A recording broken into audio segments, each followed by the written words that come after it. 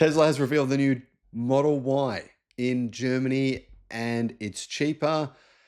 It's much cheaper. In fact, the US cheaper version of the Model Y, the budget version, is, to be honest, not a good deal. The European version is actually absolutely worth the money. It's 10,000 euros cheaper. I mean, that's more than 11,000 US dollars. Nearly 20,000 Australian dollars, guys. This makes me think maybe the Chinese version, which should be the standard range. I believe what Tesla are doing is they're going to take the Model Y standard range, which starts at around 57,000 Australian dollars. That's going to be the basis for the cheaper version of the Model Y from China. And so that would mean it might be about 50,000 or less than 50,000 Australian dollars. Really good deal. But getting back to this story here, Europe, 40,000 euros for the new cheaper version of the Model Y. And it's actually better than the cheaper version of the Model Y in the United States. It gets autopilot, whereas the US version, it doesn't have any autopilot, which is crazy. I think it's not going to sell in America, but in Europe, absolutely. It's really, really a good deal. And consider the fact that this does include taxes and, cars are relatively expensive in Europe compared to other countries. 40,000 euros for the cheaper version of the Model Y makes a lot of sense. Other news on the Model Y, everyone's saying, why the hell have why have they kept the glass roof in this cheaper version of the Model Y, which they've done in Europe as well, and then covered it with a headliner? So you can't see through the roof. It's got a headliner. Well, Tesla say, actually, some people wanted this, and it actually improves noise. So because Tesla have removed the acoustic windows, they actually kind of put apparently the headliner for the roof on in order to reduce sound. That makes sense, guys. You think about it, sound and heat actually go through glass, generally easier than they do through metal. So adding the headliner, adding that extra fabric inside the car will help to reduce the noise. YouTube's new algorithm means that you're often not getting all of our videos in your feed. There's 7,500. I'm pretty sure you're probably not seeing a lot of them. In the description, there is a link to our newsletter. Click on that and you can get an update every day of all the latest news in the electric car industry. Hello, my friends. Welcome to the channel. I'm Sam Evans. You're watching the Electric Viking, and I really do like this car in Europe. In the US, I don't like it at all. I think it's Tesla will reduce the price in the US pretty soon. They're just going to see how many people will buy it at 40,000 US dollars. Probably won't get many. Then they'll reduce the price. That's what I think is going to happen. I've spoken to a couple of other journalist friends. They say the same as well. Getting back to this European price, 39,990 euros in a few different countries in Europe. That's the price of the more affordable Model Y. And that means it's 10,000 euros cheaper than the car it was based on. Now, it's called the Model Y Standard, and I actually think that considering the US version, it's only 10% cheaper. This is actually 20% cheaper. A big price difference could help Tesla potentially to claw back some of its sales losses in Germany, where it's obviously been struggling a little bit. I should mention Europe did actually previously have another standard range Tesla Model Y, which was 45,000 euros, but they got rid of that car a while back. So the cheapest version of the Model Y has been 50,000 euros in most countries. Not all of them, but most of them. It's been about that price. This one, 40,000 euros. Now, you are still missing, obviously, quite a few features.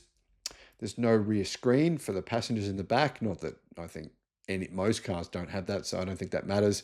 There's less speakers, quite a few less speakers. I think it's 7 speakers instead of 16. The wheels are smaller, which is not a negative. That's a positive. So that the battery is smaller. This car does get less range than the version of the car that's based on, but they've been able to mitigate the smaller battery by putting smaller wheels on it. So it's got 18-inch wheels, which makes a lot of sense. Now, what that means is that it has 10% less range than the long-range rear-wheel drive car that it's based on. It has 534 kilometers of WLTP range, which is 60 kilometers more range than the standard range vehicle that comes from China. But anyway, this is the European one, and it's made in Germany. So 534 kilometers of WLTP range. The long-range version has 622 kilometers. So yeah, you're getting, what's that, about 88 kilometers less range. The range would be significantly bigger than that, a bigger gap than that, if Tesla hadn't put smaller wheels on this car, 18-inch rims. So that's, I think, a good idea. You're also going to get cheaper tires. Getting back to the other differences, there is, like I said, a smaller battery. Acceleration is slower. So acceleration 0 to 100 is about 7.1 seconds. Still fast enough, but yeah, it's a pretty significant decline in acceleration. There's no ambient lighting inside the cabin. To me, that's neither here nor there. I couldn't care less. The seats are different. They're textile seats. That could be a good thing. No seat ventilation. That's definitely a bad thing. I love seat ventilation. It's one of my personal things that I love about modern cars. There's no second row seat heating. Not a big deal. The suspension, it doesn't have the adaptive suspension. And there's less sound dampening glass. So those are the main changes. But this means you're missing fewer features than you do on the US standard trim version. It continues with power folding side mirrors, which the US version doesn't have. And it also has Tesla Autopilot, which the US version does not have. So I think it's actually worth the price difference. It's clearly not as good, but I mean, 11,000 US dollars, that's what, 16,000 Australian dollars, 17,000 Australian dollars. It's a big difference in price. And I think it's actually a really good value car at this point. Not to mention 534 kilometers of range is still enough. I mean, if you're getting in the real world, 450, it's still a pretty good amount of range. Colors are different as well. In the US, the standard version that you don't pay for is Stealth Gray. And Pearl White is a $1,000 option, Diamond Black $1,500. So it's only 3 colors in the US: gray, white, and Diamond Black. The European version comes with Pearl White as the free color, and Diamond Black or Stealth Gray are $1,300 each. So yeah, pricing for those optional paint colors, it's pretty much the same as in the United States. Now, there's not yet a standard version of the Model 3 in Europe yet, because they don't make the Model 3 in Germany. The German factory just makes the Tesla Model Y.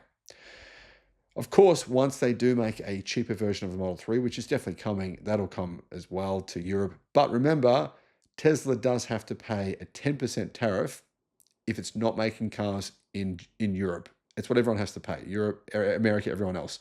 So Tesla will have to ship them from China all the way to Europe, and then pay the 10% tariff plus their shipping costs. So I think the discount for the Model 3 won't be as big as the discount for the Model Y for that reason. But there should also be a right-hand drive version of a cheaper version of the Model 3 going to the UK, a right-hand drive version of the standard Tesla Model Y, which will be cheaper as well. So the UK, you guys should get this car. Australia should get this car. It just hasn't yet been released in China. They're, for some reason, a little bit behind on selling this car in China, which they definitely will. Keep in mind, in China, Tesla vehicles are quite expensive in comparison to basically all of their rivals.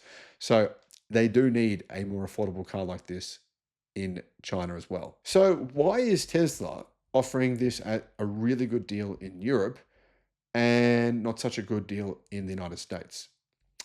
I think Tesla sales have been, well, okay, Electric says they've absolutely tanked in Europe. That's actually not true. Their sales in Europe are down, but not enormously. Germany, their sales have tanked though. Definitely tanked in Germany. So maybe Tesla are hoping this will, revive their sales in Germany. But the rest of Europe, Tesla's actually doing pretty similarly to last year. It's really just Germany where their sales have just completely capitulated.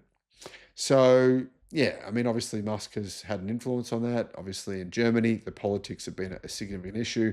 And as a result, Volkswagen's EVs are selling much better than Tesla's this year in Germany. This might help them. I'm not sure.